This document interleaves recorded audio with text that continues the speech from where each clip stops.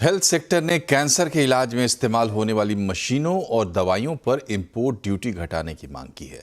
वहीं education sector ने teachers और आंगनवाड़ी वर्कर्स के लिए डिजिटल और एआई ट्रेनिंग लागू करने की मांग सामने रखी है।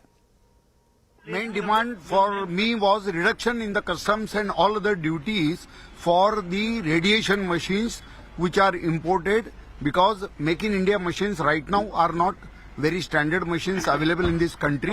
That's why I pleaded with Honorable Finance Minister that the duty on Linux should be reduced so that large number of Linux will be available in the country for cancer treatment. Many other suggestions specifically on the elementary child care education, on research, on vocational education and its implementation, on school education and how to leverage technology, artificial intelligence and digital education in India. So many suggestions have come up, and how to increase the gross enrollment ratio and spend on the education. I think many good ideas have come from many people. So I'm very hopeful and very optimistic about what's happened today.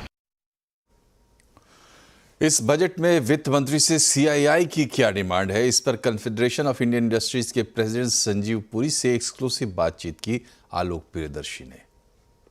Pre budget meeting के दौरान CI ने दो बड़ी demand रखी है, fuel पर excise duty कटौती और पर्सनल इनकम टैक्स में 20 लाख रुपए तक में टैक्स की राहत। सर, ये दो जो बड़े डिमांड है, इसके पीछे किस तरह के रीजंस आपने दिए हैं, क्या इसकी वजह है? नहीं, सिर्फ इसका मेन रीजन ये है कि it will increase the disposable income in the hands of the consumers, therefore boost consumption, and with that will go tax buoyancy itself. That's the fundamental idea. जी, पर्सनल इनकम टैक्स में जो 20 लाख रुपए तक कटौती होगी, वो उसके लिए फिर सरकार को अपना फिस्कल भी एक्सरसाइज करना पड़ेगा। 20 लाख तक राहत देने की क्यों जरूरत है इस वक्त? इसलिए क्योंकि ये कंज्यूमर्स के हाथ में डिस्पोजेबल इनकम बढ़ाने के लिए, so that consumption can be boosted, ये इसका कारण है। और हमने देखा है पास्ट में कि जो मॉडरेशन होता है टैक्सेस में, उससे एक्चुअली टैक्स कलेक्शन कम नहीं होता। There is a Lafarge curve. Actually, it adds buoyancy into the economy. We have seen, despite what was the average rate of taxes pre-GST, what is it right now? Even other income tax rates have got reduced, but the revenues of the government have been buoyant. Last सवाल sir, कि fuel पर जो आपने कहा कि 40% जो international crude में कटौती हो चुकी है और 2022 से अभी तक कोई भी एक्साइज ड्यूटी में कटौती नहीं, वो मेंटेन्ड है, ये कितने बड़ा रीजन है इन्फ्लेशन बढ़ाने में? देखिए, जब इनपुट कॉस्ट बढ़ता है तो naturally it contributes to cost of everything, तो वो तो कनेक्टेड है definitely. So that is the reason we have suggested that there could be some cut on excise duty which will find relief to consumers. जनवरी series के दूसरे दिन बाजार में आज उतार चढ़ाव रहा। सेंसेक्स निफ्टी गिरावट के साथ बंद हुए हैं। सेंसेक्स 451 पॉइंट गिरा, निफ्टी 169 पॉइंट फिसल कर बंद हुआ है।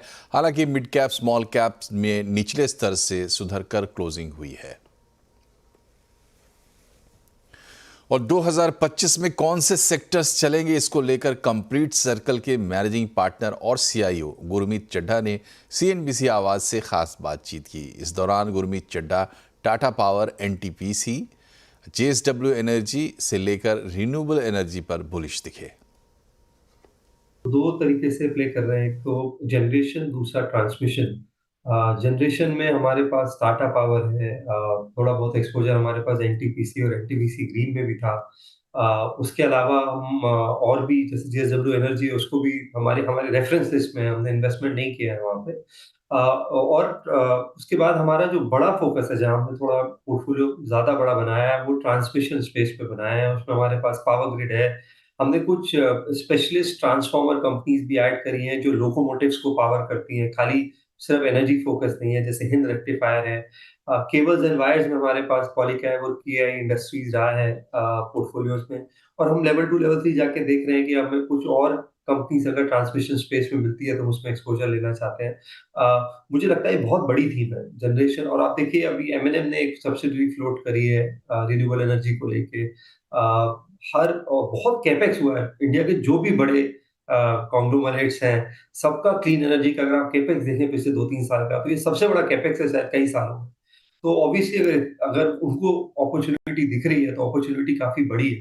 और मुझे ऐसा लगता है कि इस लेवल पे Reliance as an energy play मुझे लगता है बहुत ही अट्रैक्टिवली वैल्यूड है। स्टॉक ने अंडर परफॉर्म किया है, और हमने देखा है रिलायंस का जब भी एक अंडर परफॉर्मेंस का पीरियड आता है और जब उसमें वैल्यू अनलॉकिंग होती है, पहले जब केपेक्स करते हैं तो अंडर परफॉर्म करते हैं, लेकिन जब वैल्यू अनलॉकिंग करते हैं तो रिटर्न बहुत लंबी आता है। मुझे लगता है वो भी हम एक लार्ज कैप में एक और पोजीशन इसमें ऐड करना चाहेंगे।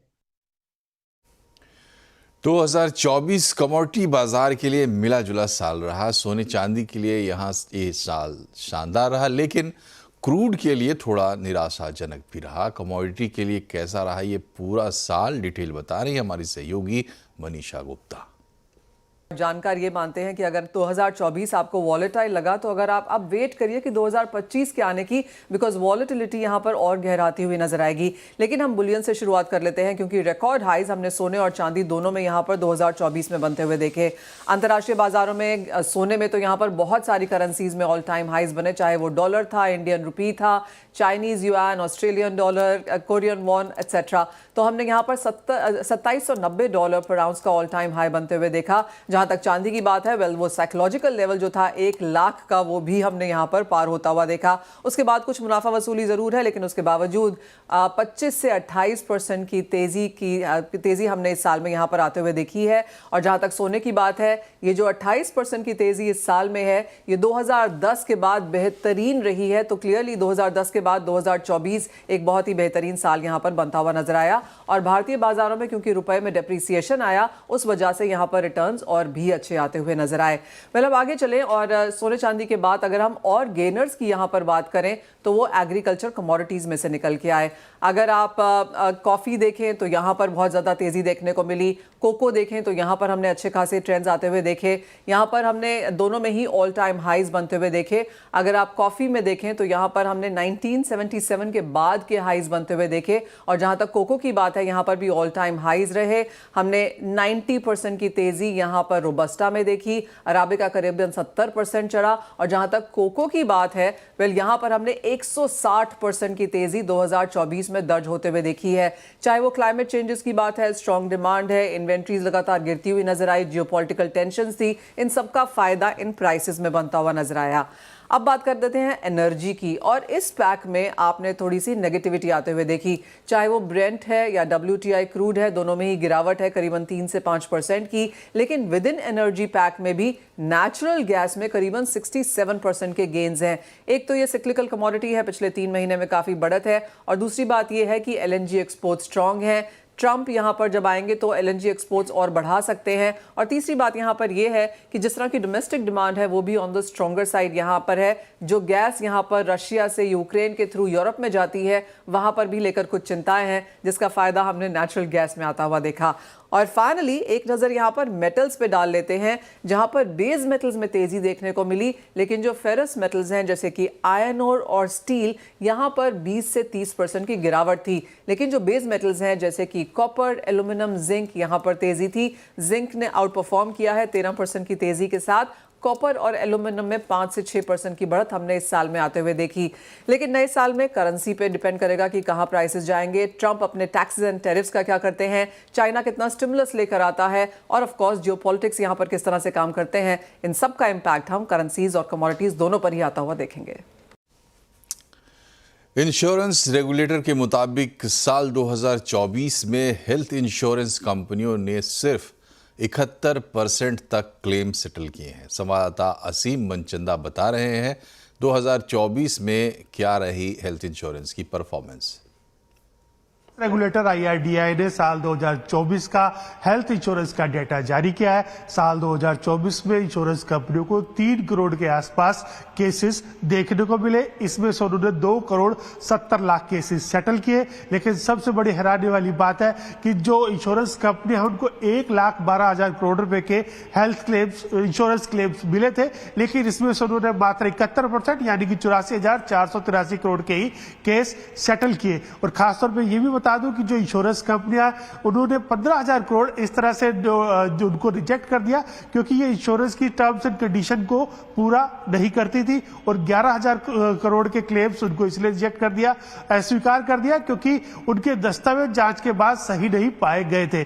तो जो पब्लिक सेक्टर की कंपनियां उन्होंने सबसे ज्यादा यहां पर इंश्योरेंस क्लेम का पे आउट किया है और खासतौर पे कि जो ओम्बुड्समैन है जहां पर कि आप इंश्योरेंस की शिकायतें कर सकते हैं उसमें भी शिकायतें लगातार बढ़ रही है। साल 2024 में वहां पर 34,000 के आसपास शिकायतें मिली जिसके अंदर 6,000 शिकायतों को निपटा लिया गया है। यानी कि अगर आप हेल्थ इंश्योरेंस लेते हैं और उस कंपनी में भरते हैं तो ये डाटा आपके लिए जानना काफी अहम है कि इंश्योरेंस कंपनियां किस तरह से पे आउट क्लेम सेटलमेंट कर रही है। इधर बिहार में बीपीएससी परीक्षार्थियों का आंदोलन जारी है। आज छात्रों का एक डेलीगेट मुख्य सचिव से मिला। मुलाकात के बाद डेलीगेट के सदस्यों ने कहा कि कैबिनेट सेक्रेटरी ने हमारी मांगें सुनी है लेकिन अभी तक मांग मानने पर कोई निर्णय नहीं हुआ है। जब तक सरकार निर्णय नहीं लेगी आंदोलन जारी रहेगा। वहीं बीपीएससी अभ्यर्थियों के एक डेलीगेशन ने राज्यपाल से भी बात की और दूसरे ने मुख्यमंत्री आवास में अधिकारियों को अपनी समस्या बताई। निर्दलीय सांसद पप्पू यादव ने भी राज्यपाल से मुलाकात कर लाठीचार्ज का मुद्दा उठाया।